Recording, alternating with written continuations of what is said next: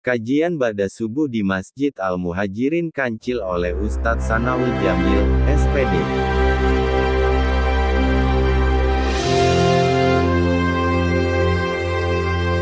Kajian Ahad Ba'da Subuh mengambil tema Ramadan sebagai momentum hijrah hati dan amal.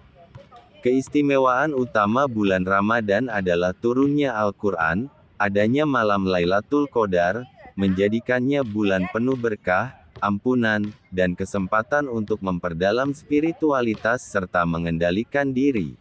Assalamualaikum warahmatullahi wabarakatuh.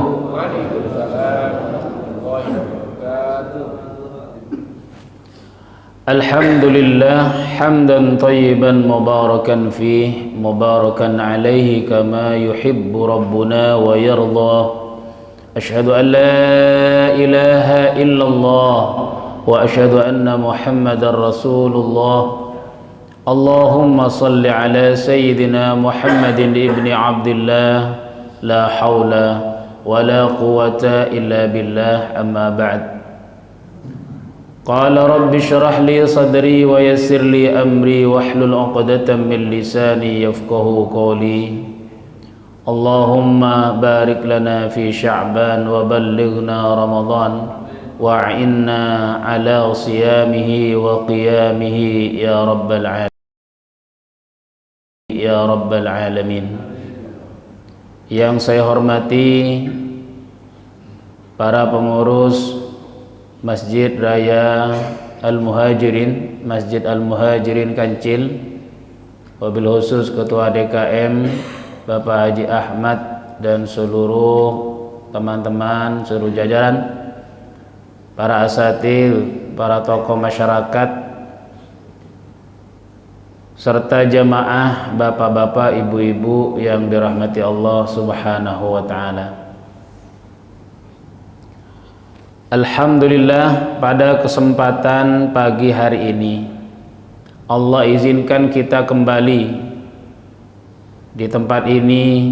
Semoga Allah meridhoinya dan Allah memberikan kesehatan, Allah berikan petunjuk kebaikan kepada kita semua, amin ya rabbal alamin.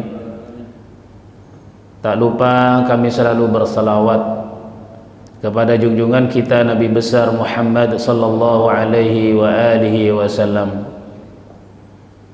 Jamaah yang dimuliakan Allah, di masjid kita ini menurut info DKM menjelang Ramadan, setiap pengisi kajian terus mengingatkan tentang persiapan Ramadan. Pada kesempatan pagi ini Al-Fakir mendapatkan tema Ramadan sebagai momentum hijrah hati dan amal. Saatnya berpindah dari lalai menuju ilahi. Yang kedua, tambahan saya. Hadirin jamaah yang dimuliakan Allah, mengapa kita harus bertarhib? Yang menjadi pertanyaan sering di masyarakat, mengapa kita harus bertarhib? Maksudnya bukan kegiatannya, bukan acara pengajiannya, tetapi per individu kita semua, hati kita semua, amal kita semua. Mengapa harus bertarhib? Kan ini harus menjadi pertanyaan mendasar. Jadi harus dibedakan peringatannya sama tarhibnya. Peringatan tarhib untuk bisa berkumpul bersama, saling watawasau bil haqqi watawasau bis sabr. Tetapi selain peringatan yang hanya beberapa saat itu, kita hendaknya bertarhib dari hati kita, amal kita, pemahaman kita, pengetahuan kita, dan seterusnya. Ada beberapa alasan kaum muslimin harus bertarhib. Sebelum lanjut, tarhib itu kan menyambut, dari akar kata rohaba, makanya disebut marhaban. Kata-kata tarhib ini sama akar katanya dari yang marhaban itu jadi dari rohaba, ya, menyambut, tarhib, ya, marhaban, ahlan wa sahlan. Nah, jadi marhaban, habis marhaban ditambah ahlan wa sahlan, kadang-kadang itu lebih dekat lagi. Kalau marhaban kepada keluarga kita kurang, tambahin ahlan. Ahlan itu kan ahli keluarga. Wa sahlan, masya Allah, mudah datang ke sini, sambil rangkulan, sambil cipika-cipiki, sesuai dengan syarat dan ketentuan berlaku. Jamaah yang dimuliakan Allah Subhanahu wa taala. Ada beberapa alasan yang Al-Fakir ingin sampaikan berdasarkan simpulan dari bacaan-bacaan Al-Fakir. Mengapa kita harus bertarhib? Ya. Sekarang kita ini jemaah kalau ngitung-ngitung kan udah kurang lebih 10 hari lagi atau 11 hari lagi. Ada nggak yang 5 hari lagi Ramadannya? Ya kalau ada ya bisa aja cerita. Ada apa? Mungkin kalau cocok kita berguru. Yang pertama, kenapa kita harus bertarhib? Karena Ramadan adalah tamu agung. Setahun sekali datang loh. Sampai kiamat pun datang, nggak ada Ramadan itu setahun 2 kali. Kecuali yang buat-buat. Saking rindunya, semangat, antusias, saya ingin jadikan bulan Muharram Ramadan datang. Semangat sih semangat, cuman kalau melanggar ketentuan Allah juga ya kagak ada apa-apa. Kata Allah, emang kamu yang bikin syariat. Karena datang setahun sekali, maka kita sambut. Dimana di dalamnya ada ampunan yang setahun sekali itu, yang bernama Ramadan itu. Ada rahmat, kasih sayang Allah turun, dibeberkan, dibentangkan oleh Allah, pembebasan dari api neraka. Karena itu jemaah yang dimuliakan Allah, ini alasan pertama.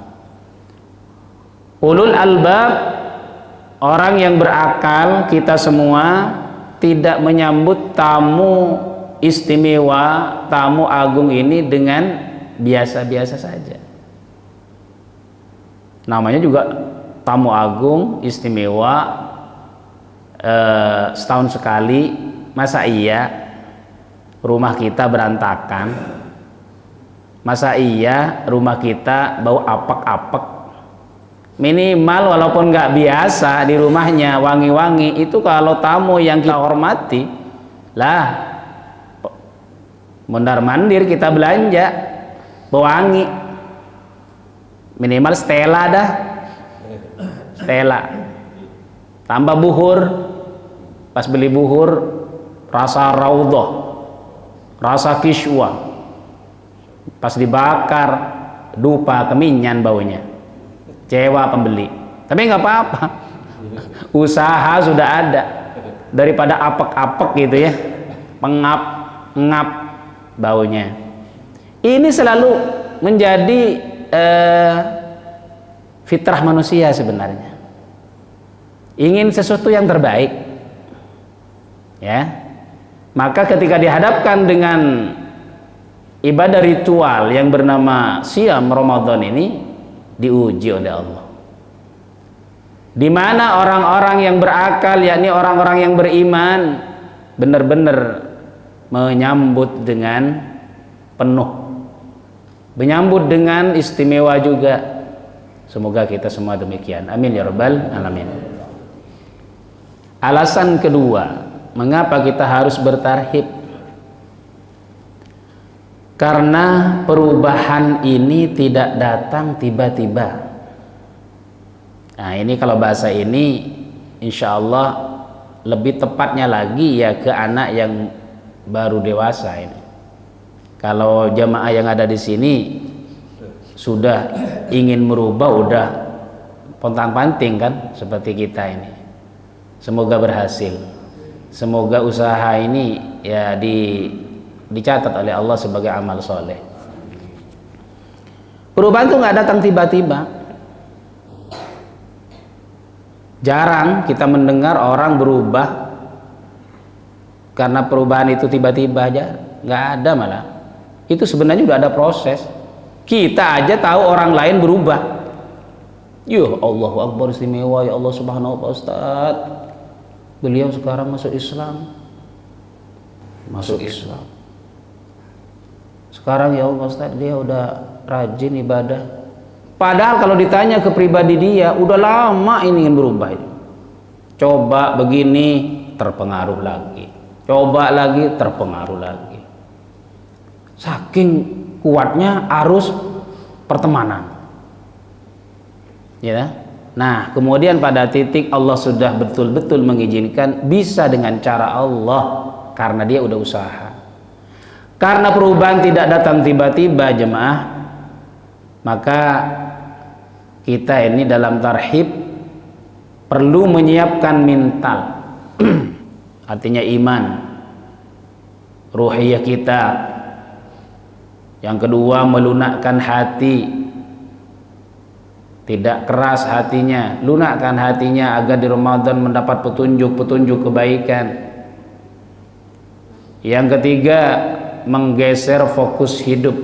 Ada fokus hidup ini di luar Ramadan ada. Ketika Ramadan geser dikit. Prioritaskan Ramadan. Itu maksudnya.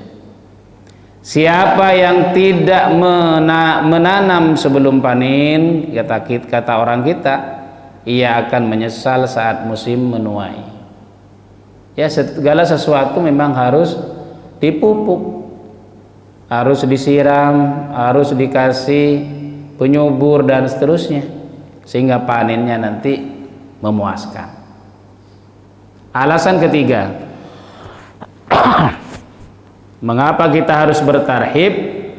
Karena banyak orang masuk Ramadan tapi tidak mendapatkan apa-apa, karena datang biasa-biasa aja, masuk biasa-biasa aja, kagak ada getarnya pisan. Ya, besok udah tarawih ya Pak Ustaz? Iya. Oh iya, nggak terasa ya. Lah, dari kemarin getarannya kemana? Magnetnya, ya, adakan, paksakan ada itu. Ya kan? Itu artinya ketika ada persiapan memang beda dengan yang tidak ada persiapan. Ya. Ketika saya diminta materi kayak gini kan harus persiapan. Ya. Bisa aja ngomong, nyerocos bisa gitu ya. Tapi kan tahu sendiri kalau udah ngomong kemana coba. Kanan kirinya ini banyak. Maka perlu diarahkan. Bikinlah sederhana slide supaya terarah. Oh, ini yang akan disampaikan supaya lebih utuh. Hadirin jamaah yang dimuliakan Allah. Yang kedua, karena ini bukan tabligh akbar. Bahkan tabligh akbar sekarang akan bergeser menjadi harus ada materi. Sebab banyak tabligh akbar pakai videotron.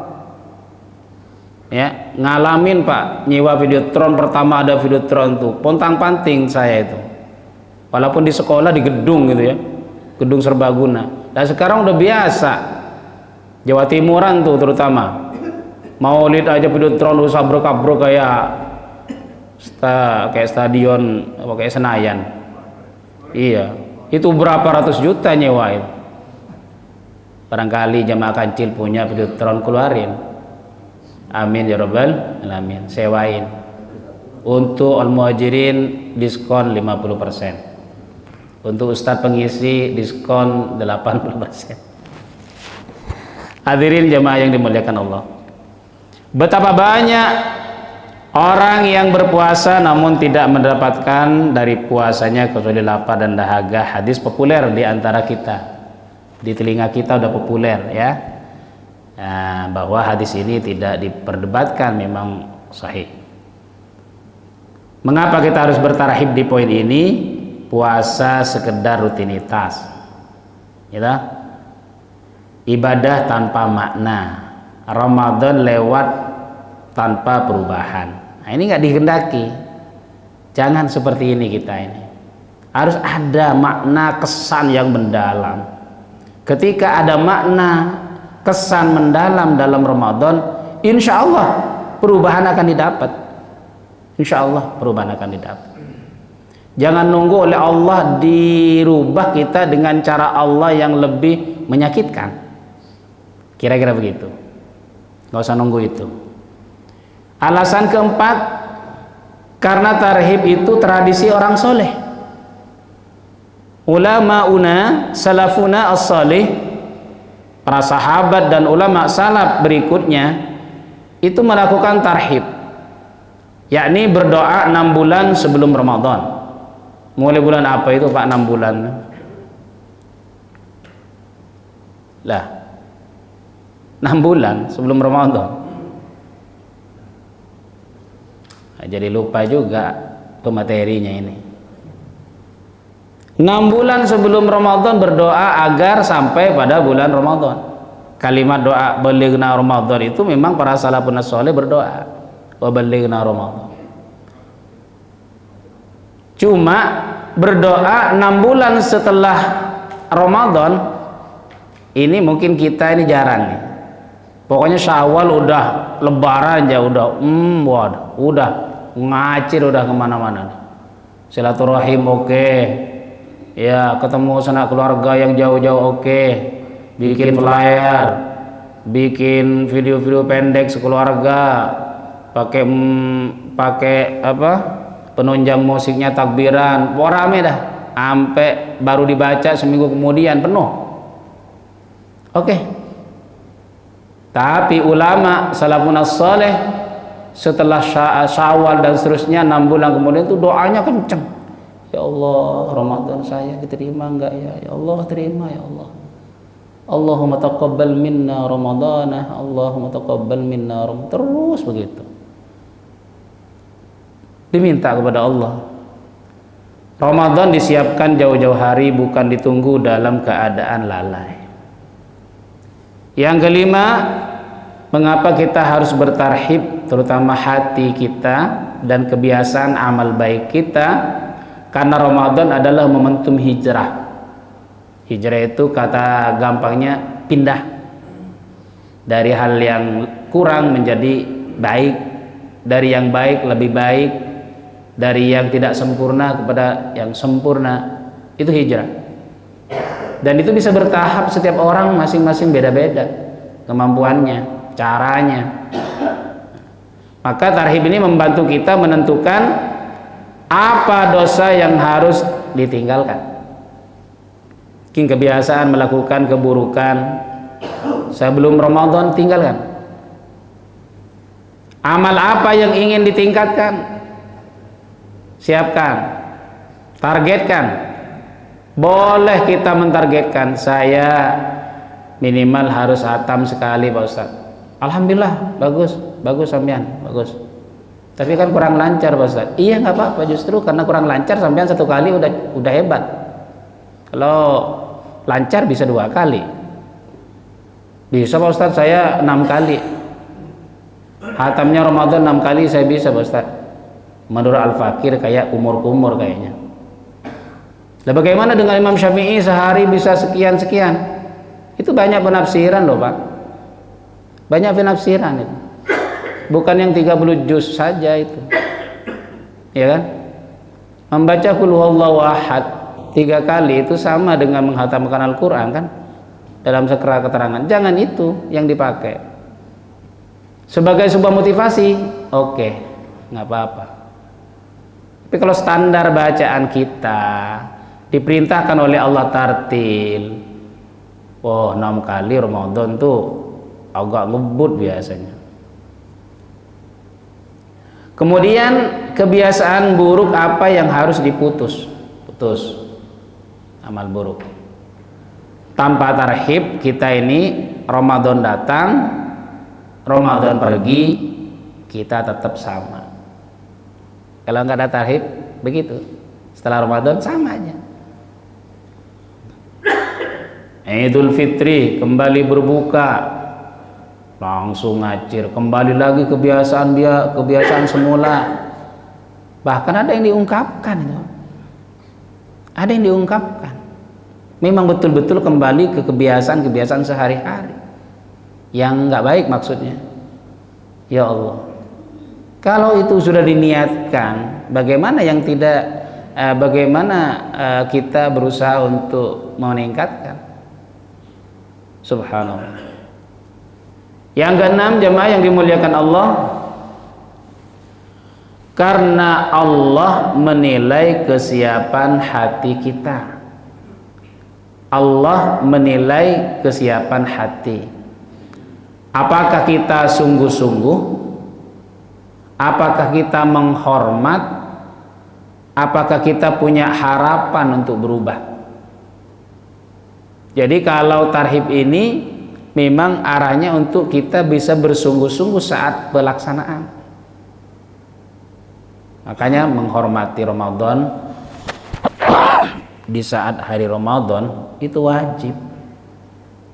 Sampai seorang perempuan yang datang bulan wajib menghormat orang yang puasa, sehingga dia walaupun boleh makan minum, tidak makan minum di luar.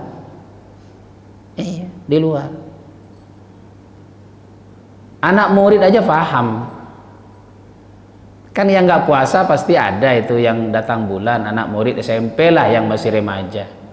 Setahu Al-Fakir berpuluhan tahun bersama anak murid, nggak ada anak murid yang makan di saat bulan puasa di sekolah dengan alasan nggak puasa, ngemil misalnya, atau bawa kue di tasnya diselipin, ntar makan di kelas, nggak ada. Karena menghormati itu wajib. Sebab kalau makan di kelas, ntar kegiur temannya yang puasa. Coba deh, coba. Anak sekarang kan gampang nyoba. Ya sama aja ntar. Maka menghormati itu ada efek kepada orang yang berpuasa. Ramadan bukan hanya soal berapa lama puasa, tapi seberapa siap hati menyambutnya. Walaupun berpuasa sebulan, 29 hari, 30 hari, atau puasa 2 bulan, tapi hati nggak nyambut gimana? Nggak nyambut, dingin, bukan istiqbalan haram, sambutan yang hangat. Gimana?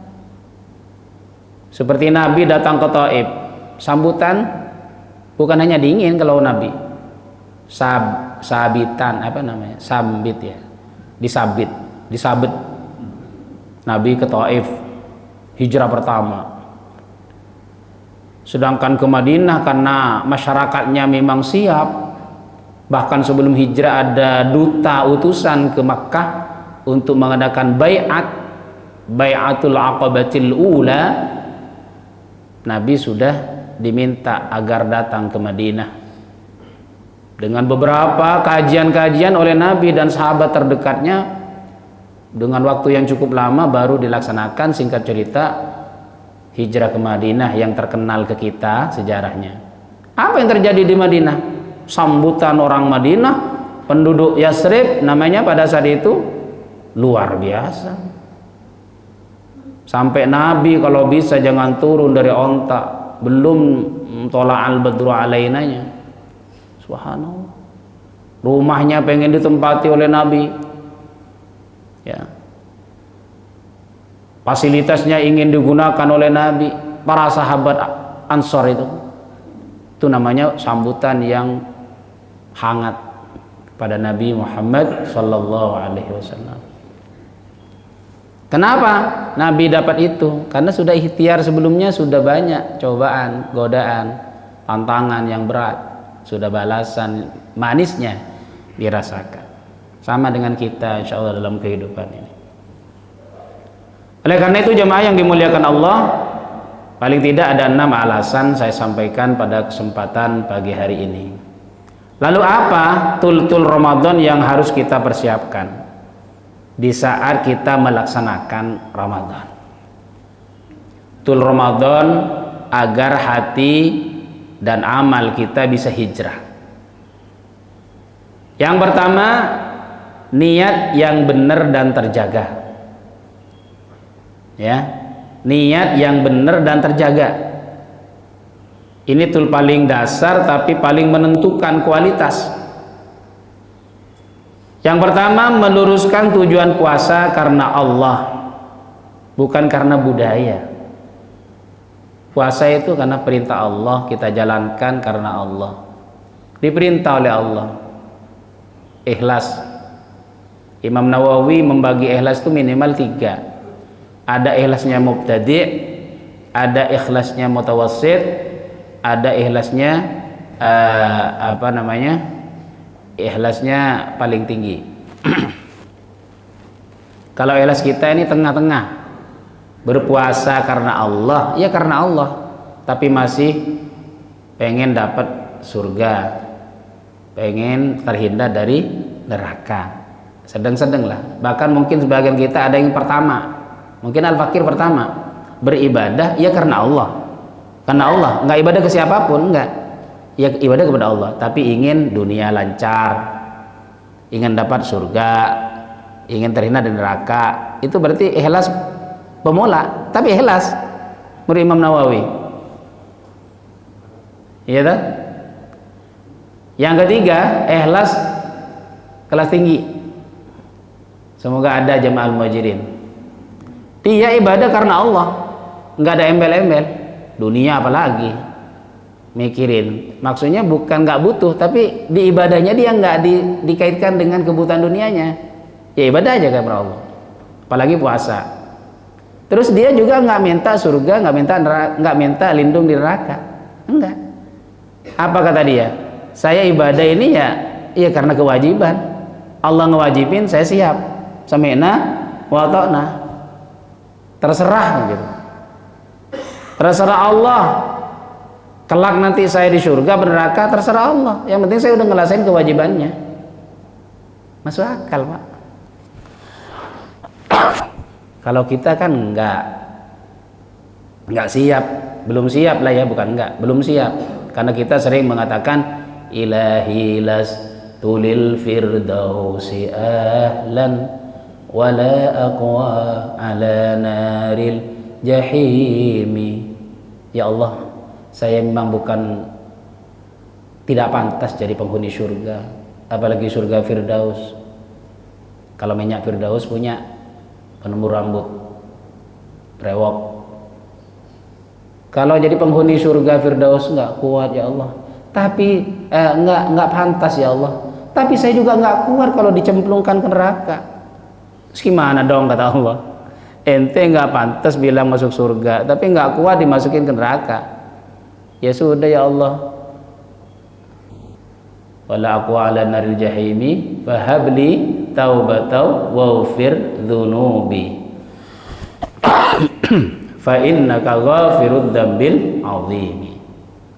Oleh karena itu ya Allah, berikan kesempatan pada saya bertaubat dan ampuni dosa saya. Nah, intinya di situ permohonan ampun kepada Allah supaya mungkin nanti pantas.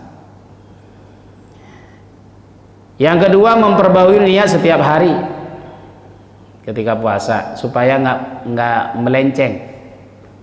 Ya, niat yang mantap ya di hati tentunya. Walaupun ba'da tarawih nawaitu shoma ghadin an adai fardhi syahri ramadhani hadhihi sanah lillahi ta'ala sallallahu. Mantap kalau itunya. Tapi yang dimaksud memang hati yang paling dalam.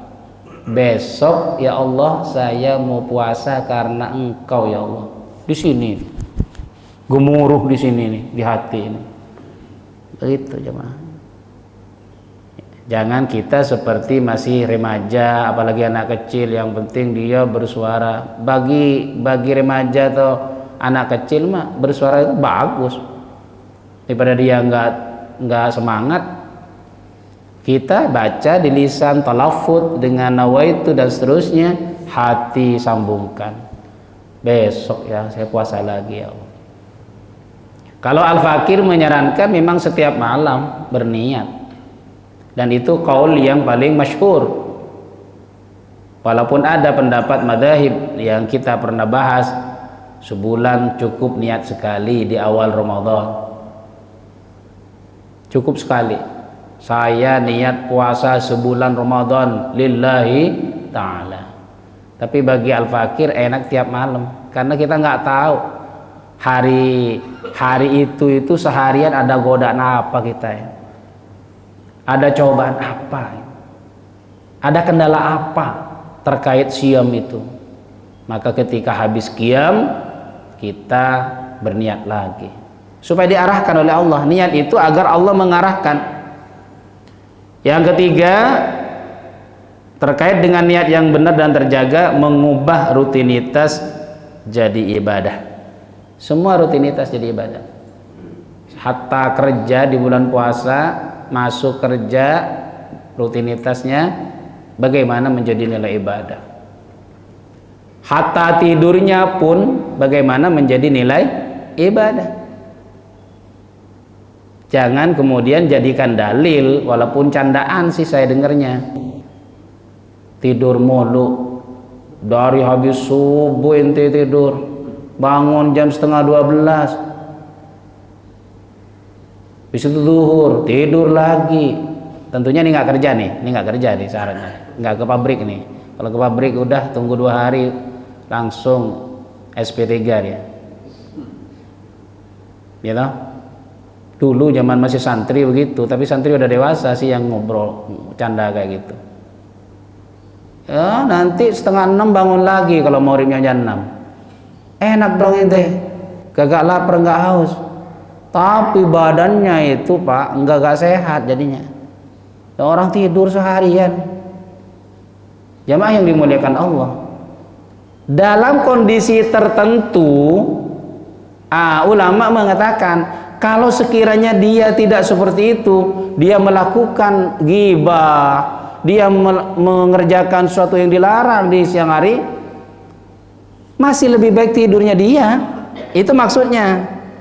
Jangan dijadikan dalil ini seharian tidur. Ada surat ke bos, ke atasannya, cuti. Masa cuti sebulan? Jatah bapak kalau cuti di perusahaan kan nggak nyampe sebulan sebenarnya. Itu konsekuensi udah. Bukan kita hidup pada zaman ulama salaf. Konsekuensi. Bahkan tarawihnya ada di pabrik. Jamaah yang dimuliakan Allah Subhanahu wa ta'ala. Rutinitas jadi ibadah. Tidak hanya karena baca Al-Quran, jadikan ibadah. Ya Allah, membantu orang, subhanallah ya. Sayang pada anak kita sendiri, itu ibadah. Banyak ibadah dalam agama ini kalau kita paham betul. Perintil-perintilin tuh nilai ibadah. Yang penting karena Allah subhanahu wa ta'ala. Niat adalah software utama ibadah kita. Tool yang kedua, Al-Quran. Saat Ramadan toolnya ada Al-Quran, karena Al-Quran turun di bulan suci Ramadan. Itu yang masyhur, adapun tanggalnya itu jadi perbedaan ulama jemaah. Apakah 17 Ramadan, apakah 22 Ramadan, apakah 23 Ramadan, itu jadi perbedaan ulama. Tapi yang jelas Al-Quran turun di bulan suci Ramadan.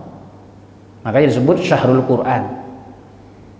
Apa yang terkait dengan Al-Quran di bulan suci Ramadan? Ayo tingkatkan tilawah, kualitasnya, kuantitasnya kalau bisa. Dan yang paling menentukan ke hati kita tadabburnya.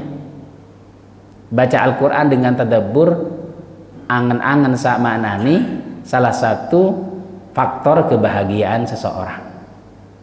Gitu? Tadabbur. Bagaimana Pak Ustaz caranya tadabbur? Ya kalau ada Al-Quran terjemah tuh yang misalnya memang belum nyampe ini apa karena bukan ayat-ayat umum gitu ya, silakan. Ada Al-Quran banyak sekarang yang di sampingnya ada terjemahannya. Kecil Pak Ustaz, burem saya. Ya gimana caranya? Gimana caranya? Ya pakai kacamatanya yang plus yang agak gedean ininya, insya Allah terang. Setelah udah tahu, tadabbur dalam hati. Membaca ayat-ayat siksaan kita gemetar. bahkan kita menangis, meneteskan air mata, mengingat dosa-dosa kita saat membaca ayat-ayat siksaan. Ini kalau orang nggak ngerti kan, ketika ayat Quran dibaca semuanya bahagia, ya. Ayat-ayat siksaan padahal dibaca oleh qori, jamaahnya Allah apa itu? Iya pokoknya itu. Sebenarnya disunahkan kan kalau ada ayat siksaan kita bersedih. Kalau ada ayat-ayat membahagiakan, menjanjikan kebahagiaan, kita bergembira. Itu. Tilawah harian meski sedikit tapi konsisten. Sehari tilawah. Ya, jangan sampai alasan karena nggak kurang lancar, enggak. Pokoknya tilawah. Allah mah tahu jamaah. Allah mah tahu. Belum tentu yang banyak kuantitinya itu berkualitas di mata Allah. Ya toh? Belum tentu juga yang kuantitinya sedikit tidak berkualitas. Belum tentu. Hati dimainkan. Kita berusaha hati dimainkan. Jadi materi saya ini hari ini tarhibnya Pak Haji Nanang, Pak Haji Ahmad ini lebih ke ruhiyah. Nggak bahas fikih lagi ya Haji Yunus. Nggak bahas fikih udah. Nanti ada ustadz lain mungkin yang nyerempet fikihnya. Gitu ya. Yang kedua, tadabbur ayat-ayat pilihan. Ada ayat-ayat yang Bapak senang. Silakan tatap lama. Satu ayat bisa 5 menit sama tadabburnya. Itu dalam sebuah keterangan ulama mengatakan itu sungguh luar biasa dan utama. Walaupun hanya seayat. Bener-bener Bapak jamaah tadabbur itu dalam kehidupan dirinya, dalam kehidupan di dunia ini ditadabburi.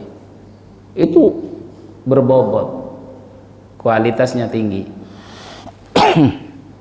Yang ketiga, mengamalkan pesan ayat dalam kehidupan. Artinya pesan spiritual. Pesan spiritualnya yang menjadi tujuan utama sebagai taksir, efek dari ayat yang dibaca. Jadi Ramadan ini adalah bulan Al-Quran. Tanpa Al-Quran, Ramadan jadi kering maknanya. Yang ketiga, tool ataupun sarana media di bulan suci Ramadan, kunci-kunci Ramadan, manajemen waktu dan jadwal ibadah. Jadi pengaturan waktu penting. Ya, karena kita nggak bisa seperti mereka zaman dahulu salafuna as-salih, kalau Ramadan libur, bisnisnya mereka libur, tokonya mereka tutup pada zaman, nggak bisa kalau gitu. Oleh karena itu diminjak lagi mana rutinitas pekerjaan, dan nanti jangan sampai melalaikan ibadah-ibadah di bulan suci Ramadan. Kalau di kantor ada waktu mengtilawah tapi tidak mengganggu waktu dinasnya, kewajiban pekerjaannya, tilawah bisa. Misalnya pas duha pagi, setelah pagi bisa. Ba'da duhur. Jadwal sholat tepat waktu. Waktu khusus tilawah dan doa. Jadwalin. Mengurangi waktu sia-sia. Ya, ada waktu sia-sia. Karena udah mendekat biasanya ini waktu sia-sia itu banyak karena mendekat Idul Fitri biasanya. 10 hari terakhir. Riwah banget. Bukan hanya gorengan yang riwah itu. Segala aspek kehidupan riwah. Nah itu biasanya membuat orang mau nyantai itu, gitu, mau nyantai.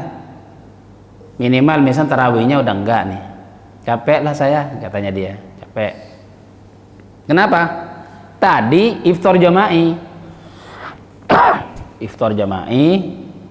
dari teman-teman karyawan di suatu tempat, cengkrama, canda di situ ya. Itu bisa saja Pak, kalau enggak di menit betul-betul bisa bisa meninggalkan yang utama-utama. Apalagi hal yang sia-sia terjadi misalnya di situ, bisa diatur tuh.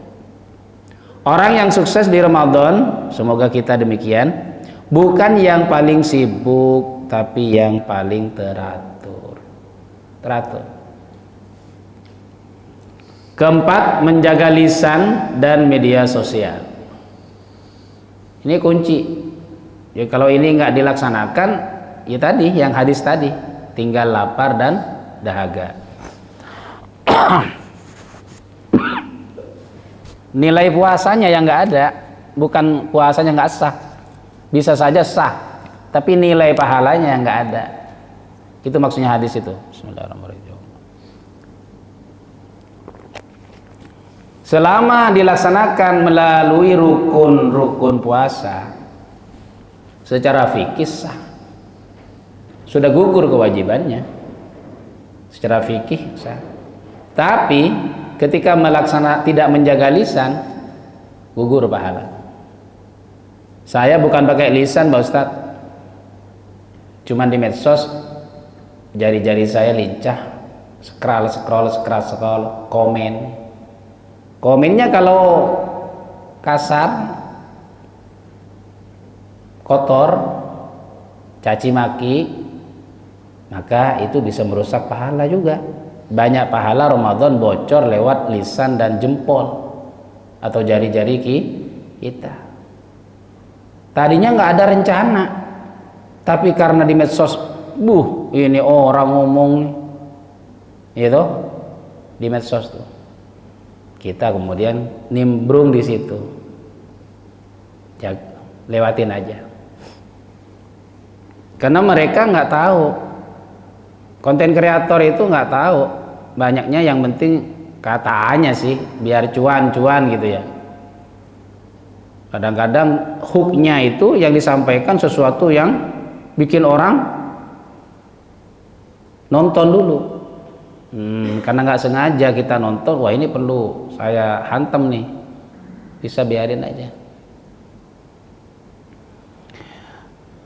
Tul pengamalan pahala atau pengaman pahala, menahan gibah, hoax, debat sia-sia, puasa dari konten yang merusak.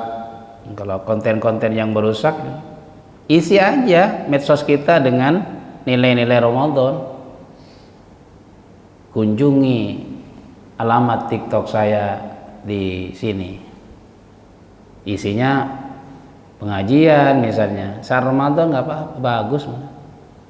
Emang dulu kita kalau ngomong TikTok, TikTok mah nggak bagus ini.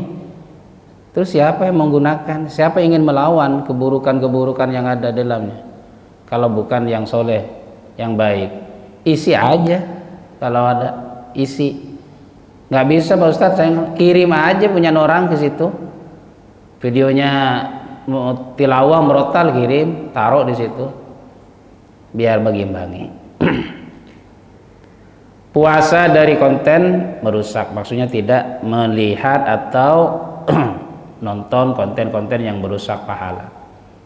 Mengganti scrolling dengan zikir ringan.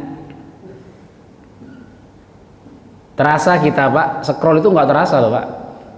Bisa sejam itu nggak terasa, baru tengkurap scroll udah sejam loh. Scroll. Tapi kalau namanya scroll itu apa aja lewat. Banjir bandang ada. Iya kan? Sapi kabur ada. Namanya juga halaman-halaman yang seperti itu. Dan tidak terasa scroll itu. Saya nggak sok pinter. Al-Fakir kalau scroll juga begitu. Makanya daripada scroll, cari aja di pencarian yang mau dicari apa. Apa ya, terlalu lama begitu. Lah ini saya ingin cari inspirasi ini, ataupun pernah saya nonton nih bagus nih, ingat cluenya atau kata kuncinya, cari aja daripada scroll. Banyak pahala Ramadan bocor karena itu. Hadirin jemaah yang dimuliakan Allah. Yang kelima, tul Ramadan adalah qiyamul lail, berdoa, bermunajat kepada Allah Subhanahu wa taala. Qiyamul lail, doa, munajat adalah senjata orang yang beriman. Tul penguat hati dan iman. Qiyamul lail penguat iman. inna nasyi'atal laili hiya asyaddu wata'aw wa aqwamu qila. Penguat iman salat malam itu. Di Ramadan ya ada tarawih. Tapi saya mau salat lagi Pak Ustadz, nanti pas sebelum sahur atau setelah sahur atau sebelum subuh. Silahkan. Tidak ada larangan. Jangan berdebat aja di situ. Ya, qiyamul lail silakan, tahajud. Kalau udah witir Pak Ustadz, ya nggak usah witir lagi. Ya kan? Nggak usah witir lagi. Jadi ya sesuatu yang mudah dalam agama as-samha ini nggak usah dibuat kita ribet. Gitu. Saya udah baca itu, silahkan. Ya, para ulama maksud bukan pendapat saya, pendapat ulama. Oh silahkan sholat lagi. Sholat tahajud, niat tahajud. Saat tarawih istilah khusus bulan Ramadan tarawih. Kenapa kok tarawih? Ya karena dulu waktu zaman Umar ibn al-Khattab radhiyallahu an berjamaah, ya kan? Dipimpin satu imam, santai, bacaannya panjang, suratnya maksudnya panjang, jemaahnya biar nggak capek. Setelah salam, assalamualaikum warahmatullahi wabarakatuh, 2 rakaat ya, lama berhenti dulu. Nah kita 11 rakaat kulhu, 11 rakaat kulhu, 15 menit kan sallallahu ala Muhammad gitu. Yang 23 juga dari at-takasur sampai, misalnya ya zaman-zaman dulu, dari at-takasur sampai tabat diukur sama al-fakir itu 30 menit selesai. Imam ketika baca idza jaa nasrullah, langsung kita bilang mau selesai, satu salam lagi, udah dihitung, ya kan? Coba ada imam tarawih bacanya agak panjang, tapi kontennya al-muhajirin dah, nggak usah yang memang suka panjang. Kalau nggak ditandain imamnya itu, Haji Ahmad siap-siap, si Ubudiyah siap-siap. Siapa tadi imamnya itu Pak? Pak Haji ngundang dari mana?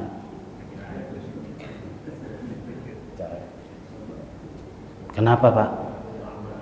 Kalau bisa jangan dipakai lagi. Emang kenapa Pak? Bagus bacaannya. Kelamaan. Ini karakter di kita, ada yang begitu. Apakah di KM langsung Bapak aja yang ikut? Jangan ya, hati-hati, jangan begitu. DKM itu memang serba salah. Pengennya standar, anggaplah tarawih 40 menit. 40 menit itu kalau nggak versi at-takasur sampai tabat itu bisa jemaah. Ya, udah dipraktikkan di saya, setengah lembar bagi yang hafal Al-Quran itu setengah halaman, 1 rakaat, rakaat kedua setengah halaman lagi, 40 menit selesai.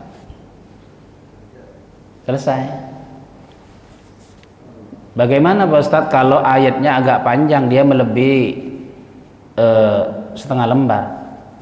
Ya lanjutin 1 ayat, masa dipotong di tengah gara-gara hitung-hitungan. Nah itu makmum harus paham juga lah. Kadang-kadang makmum itu kan nggak paham gitu, dari dulu nggak mau paham masalahnya.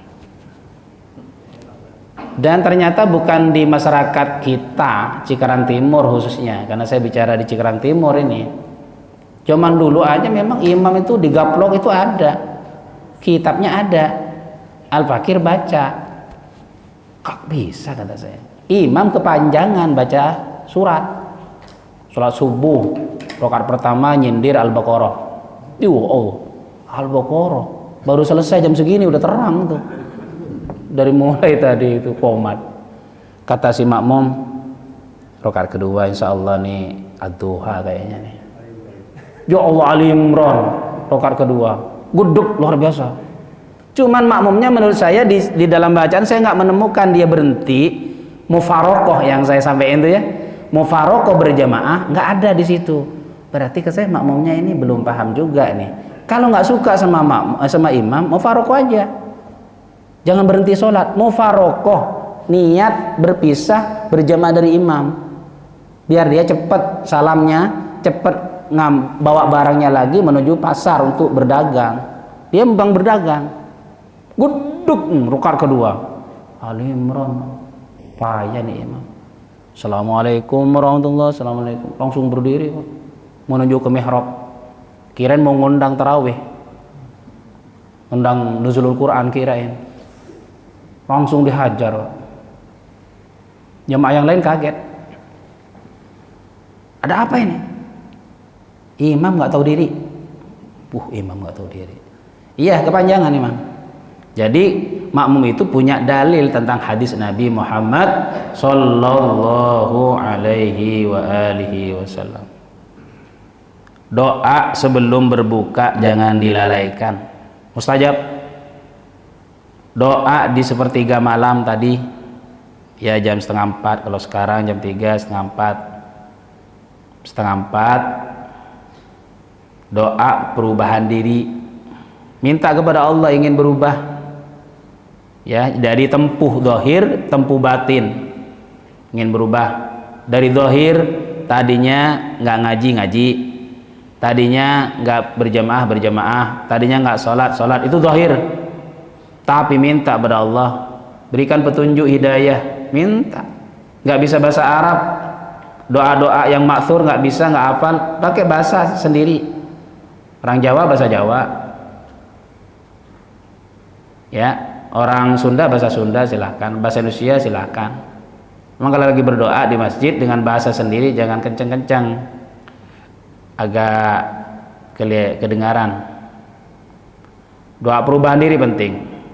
Hati yang lemah di siang hari dikuatkan di malam hari. Di malam hari makanya disebut dengan qiyam, siam, qiyam, siam, qiyam. Yang keenam, tul Ramadan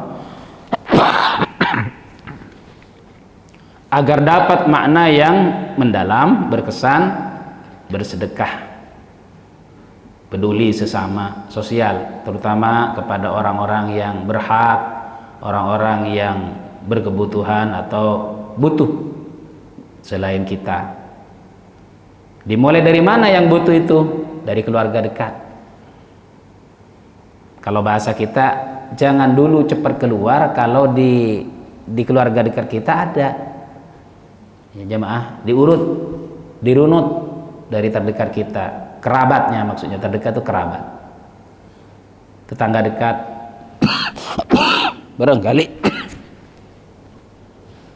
barangkali ada gitu ya.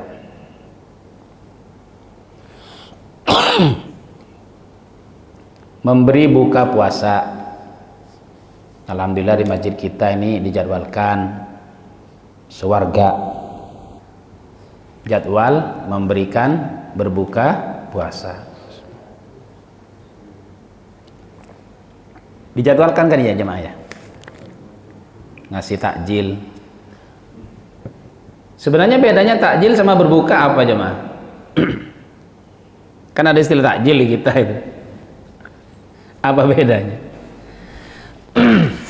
Ya nggak ada bedanya. Takjil itu udah berbuka, cuma takjil itu maksudnya pas adzan teng itu udah bismillah, doa langsung batalin, itu takjil.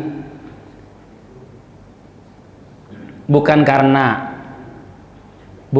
ini mau azan dia nggak batalin, nggak minum baru makan ba'da sholat maghrib, itu disebut nggak takjil. Jadi intinya iftar sama takjil ini satu kesatuan. Jemaah yang dimuliakan Allah. Cuma di pemahaman masyarakat kita, takjil itu makan yang dikit-dikit disebut takjil. Kurma 2, 3 baru nganggep takjil. Sebagian masyarakat berbukanya yang mana Pak Ustaz? Yang kotak, yang prasmanan itu berbuka katanya. Coba, ada yang masih memahami kayak gitu. Kalau kita kan insya Allah udah enggak. Takjil sama iftar itu sama aja. Takjil istilah tidak menunda ketika udah masuk maghrib, langsung batalin. Sunnah kan? Kok sunnah kok malah nggak disenengin? Malah itu segera kok, bukan dilambatin. Membantu yang kesulitan. Karena bulan Ramadan adalah pahala yang dilipat gandakan oleh Allah Subhanahu wa taala.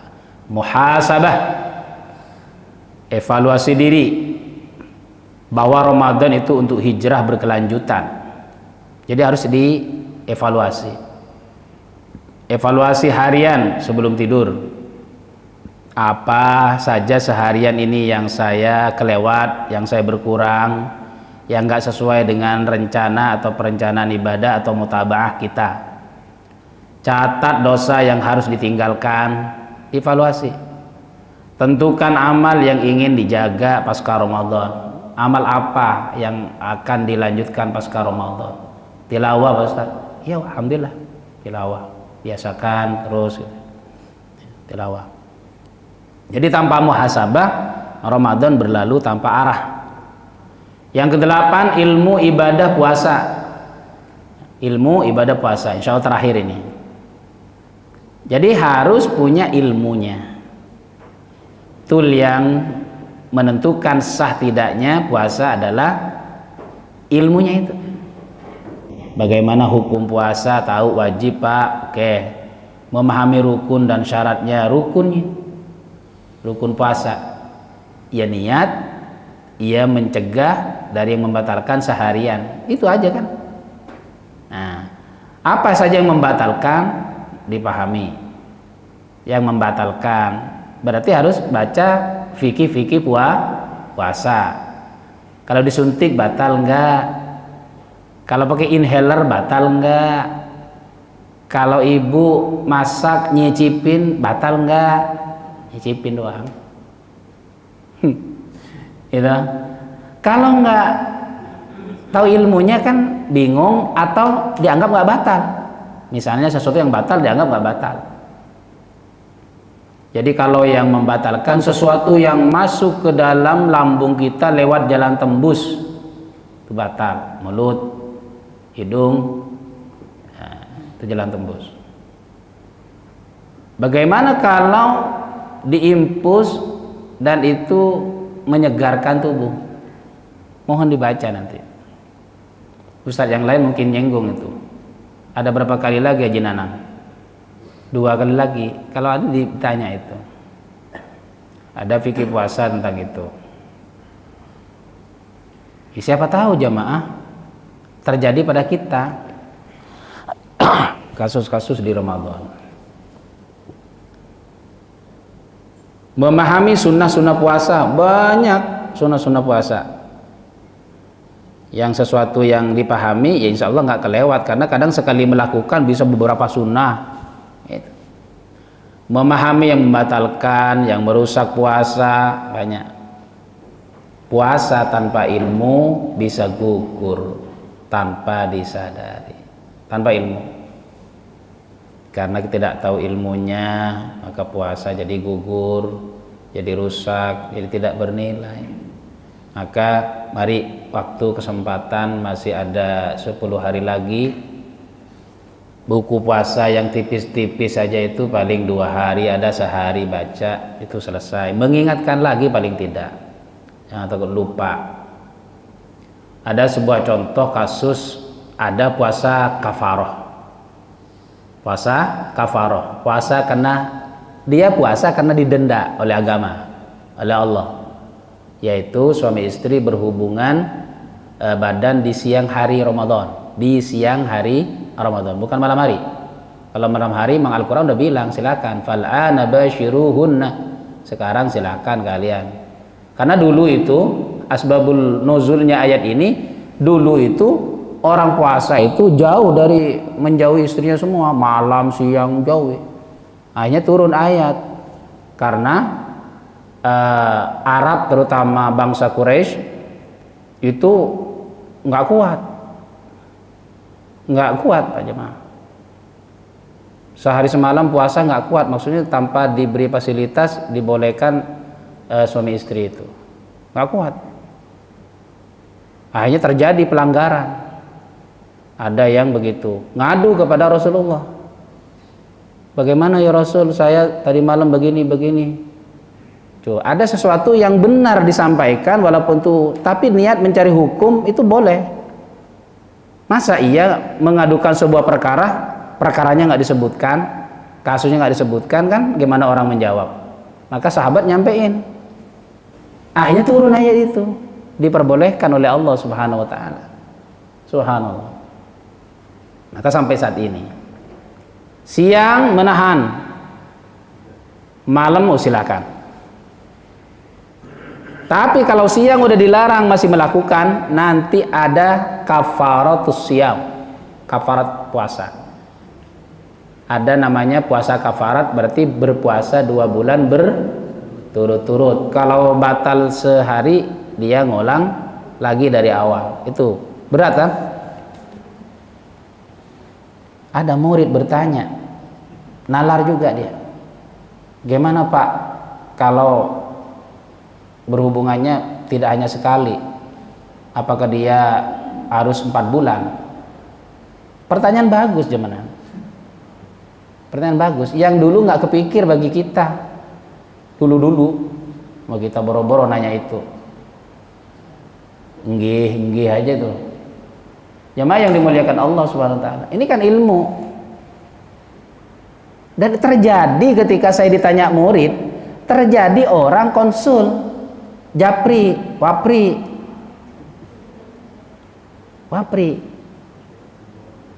ke saya. Dia tahu, katanya kalau pelanggaran tahu, tapi nanya, apa nih Pak, ininya saya, solusinya ini nih, tuh. Jadi gitu. Jadi tolong ilmu tentang puasa benar-benar diulang lagi kalau ada yang lupa. Hadirin jamaah yang dimuliakan Allah Subhanahu wa ta'ala. Semoga kita semuanya menjadi hamba Allah, orang-orang yang beriman, yang bisa melaksanakan ibadah siyam dan qiyam Ramadan tahun ini dengan sempurna. Amin amin ya rabbal alamin. Allahumma ballighna Ramadan wa a'inna ala siyamihi wa qiyamihi wa taqabbal minna ya rabbal alamin.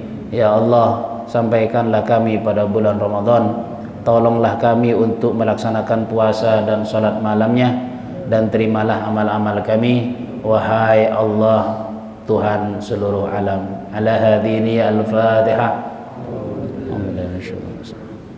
Alhamdulillahirabbil alamin arrahmanirrahim. Iyyaka na'budu wa iyyaka nasta'in.